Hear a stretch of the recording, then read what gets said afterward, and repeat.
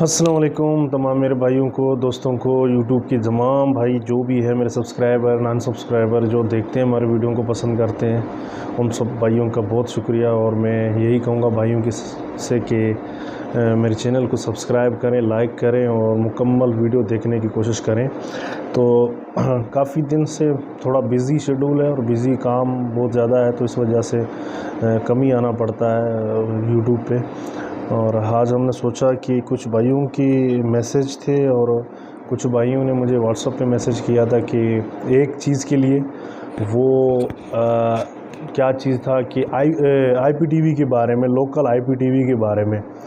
तो कुछ जो कंफ्यूज है भाई या इन चीज़ों से, अगर वो उनको देखो ना, काफ़ी भाइयों के पास इंटरनेट सिस्टम लगा हुआ है, वो बोलते हैं कि आईपीटीवी हम कैसे चलाएं। देखिए भाई, पहले नंबर पे आप जिस इंटरनेट कंपनी से आप इंटरनेट लेते हो, तो पहले कोशिश करो, अगर उस इंटरनेट कंपनी के पास अगर अपनी आईपीटीवी है तो आप कोशिश करें उनसे लेने की।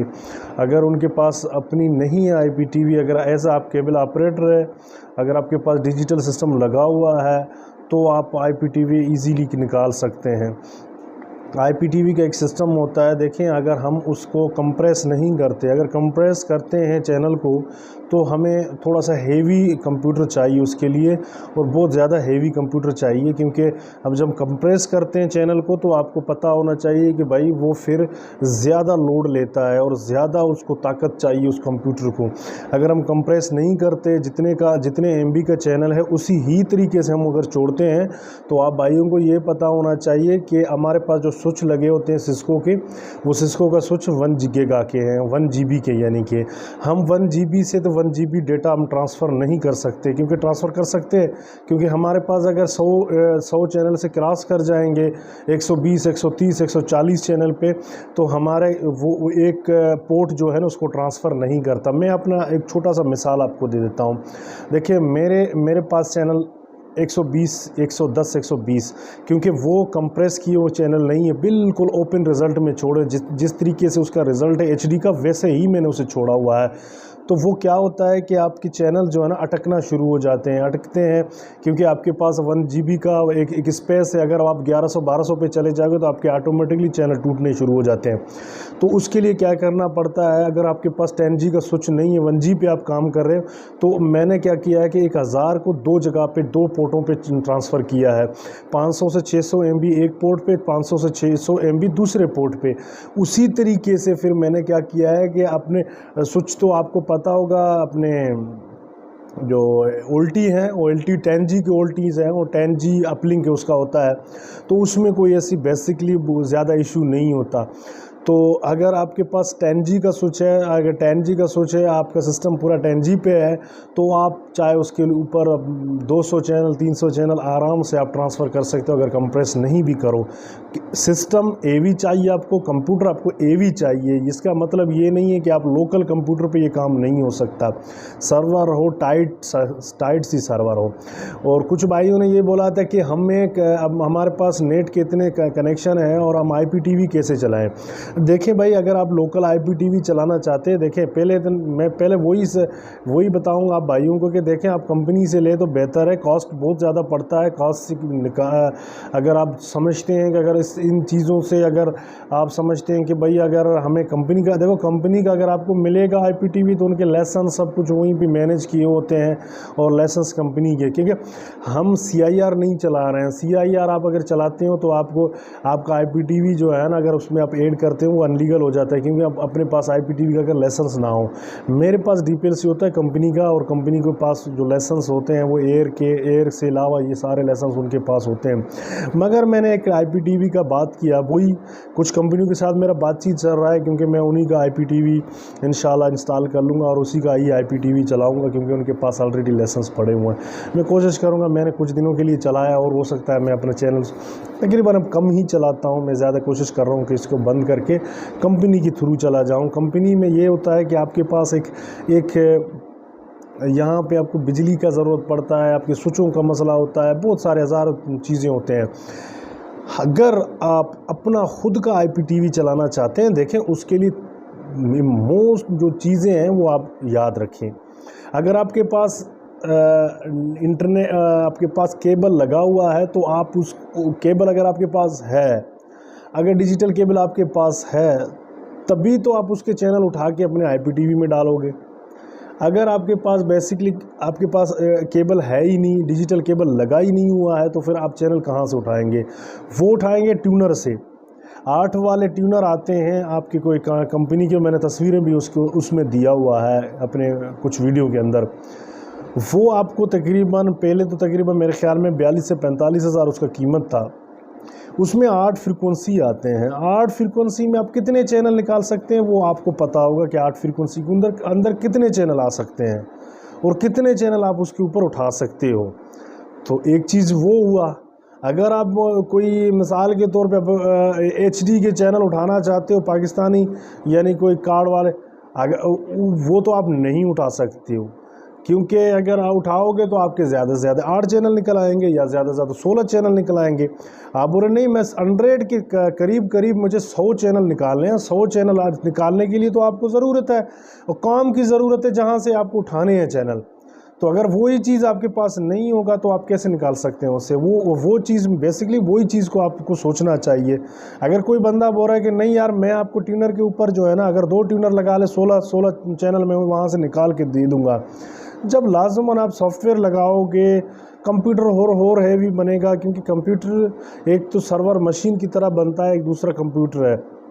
मैंने डेस्कटॉप की तरह के कंप्यूटर लिया हुआ है और पूरे सारे कॉस्ट पे है और तकरीबन उसके ऊपर 16 GB रैम लगे हुए हैं उसमें।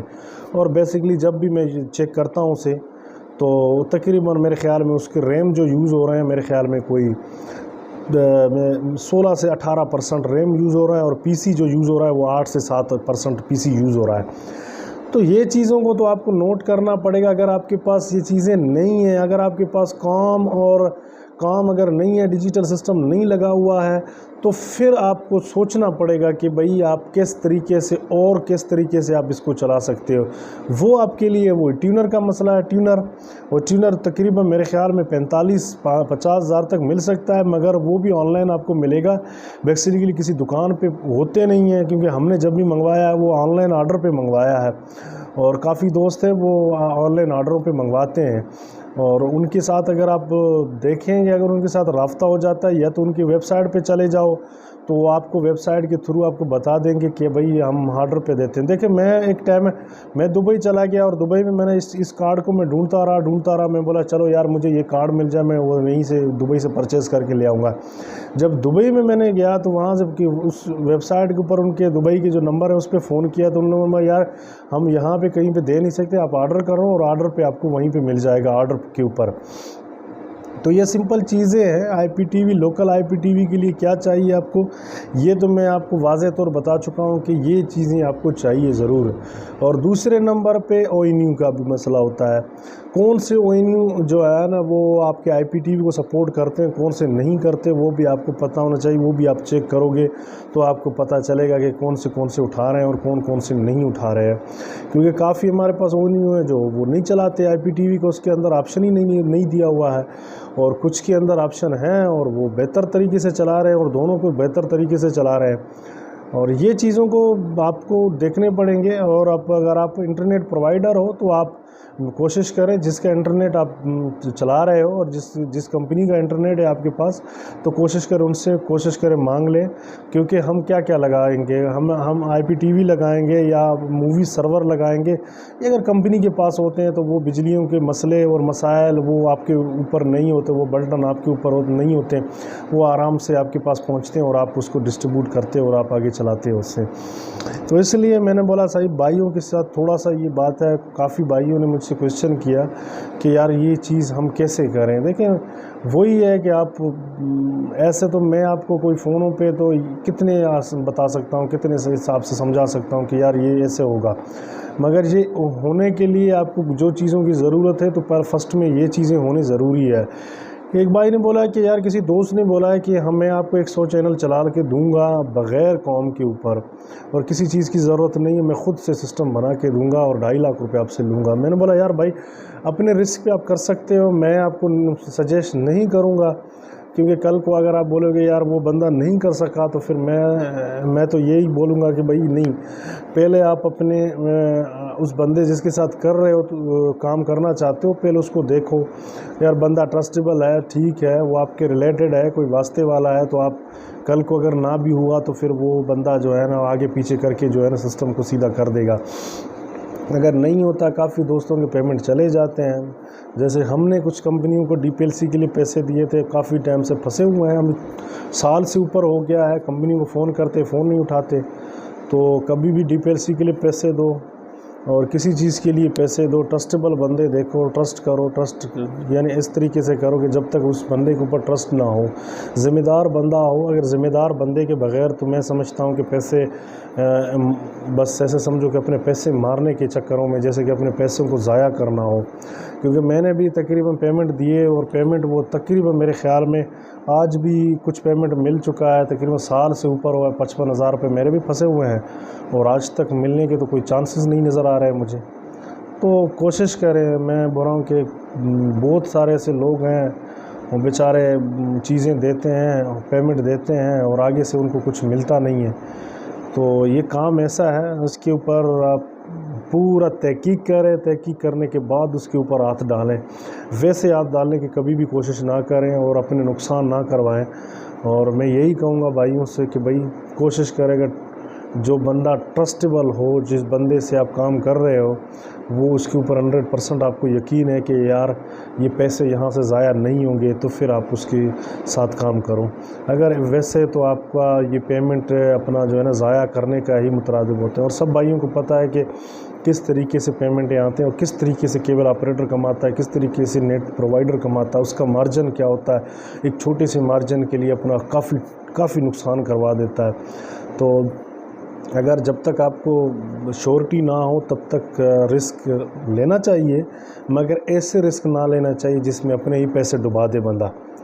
तो इंशाल्लाह अगर कोई भी ऐसी कोई बात हो, कोई सजेशन हो, अगर हमको देना चाहते हो, मैं उसके ऊपर वीडियो बनाना चाहता हूँ और इंशाल्लाह कोशिश करेंगे डेली वेजेस पे आए। और इंशाल्लाह आज के बाद कोशिश है कि डेली किसी न किसी चीज़ के ऊपर बात करें हम और एक दूसरे के साथ मुलाकात हो। तो इंशाल्लाह सब भाई अपने बहुत ख्याल रखें और दुआओं में याद रखें। अल्लाह हाफ़िज़। और वीडियो को देखें और लाइक करें। और सब्सक्राइबर थोड़ा कम पड़ रहे हैं और भाइयों से यही कहूँगा सब्सक्राइब करें और सब्सक्राइबर जो है ना मेरे मुकम्मल हो जाएं। और इंशाल्लाह आपके साथ किसी और वीडियो में फिर हाज़िर हो जाएंगे। अल्लाह हाफ़िज़।